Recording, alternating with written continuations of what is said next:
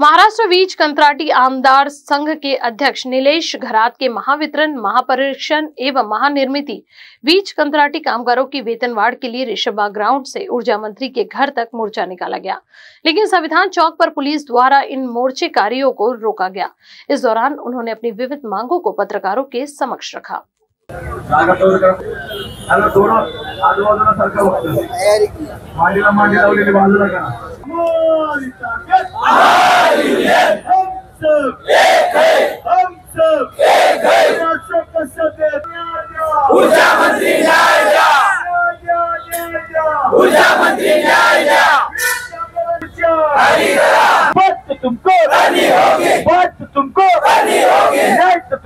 नमस्कार, मी निलेश खरात, अध्यक्ष महाराष्ट्र वीज कंत्राटी कामगार संघ।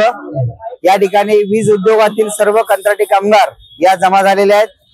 महावितरण असेल, महापरीक्षण, महानिर्मिती या तिन्ही वीज कंपनीतील कंत्राटी कामगारांचे वेतनात वाढ झाली पाहिजे।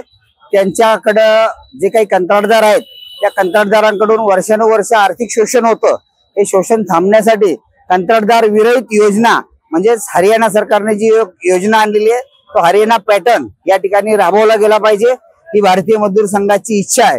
या ठिकाणी यासाठी आम्ही दिनांक 24 तारखेला दुपारी 12 वाजता रेशीमबाग मैदान येथून ऊर्जा मंत्री यांच्या घरापर्यंत हा मोर्चा काढण्याचं ठरवलं होतं आणि त्यानुसार आम्ही या संविधान चौकात आल्यानंतर पोलिसांनी मोर्चा हा या ठिकाणी अडवलेला आहे।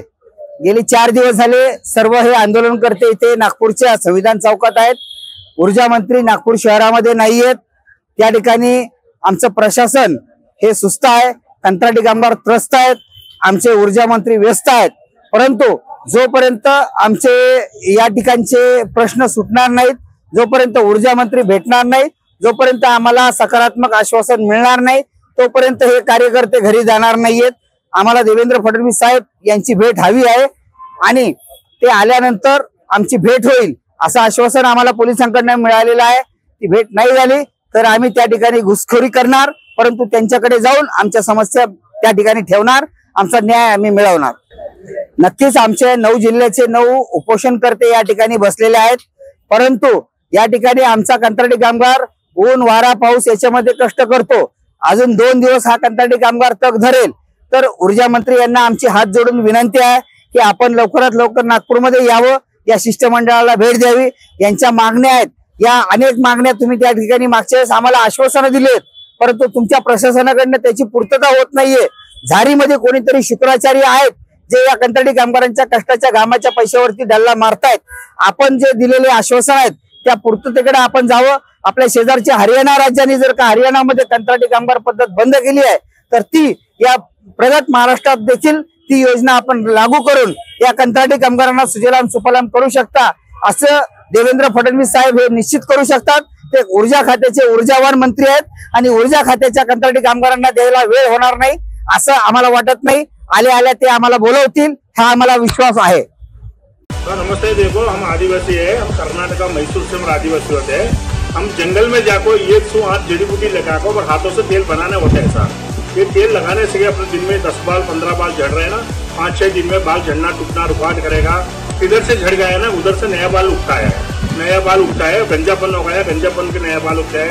माथे में डेंड्रोफ, खुजली, दूसरी, फोंडा कुछ भी रहते थे 5 दिन में हट जाएगा सर, हट जाते हैं। इसी तरह 108 जड़ी बूटी हम डालकर यही तेल बनाने का तेल होता है।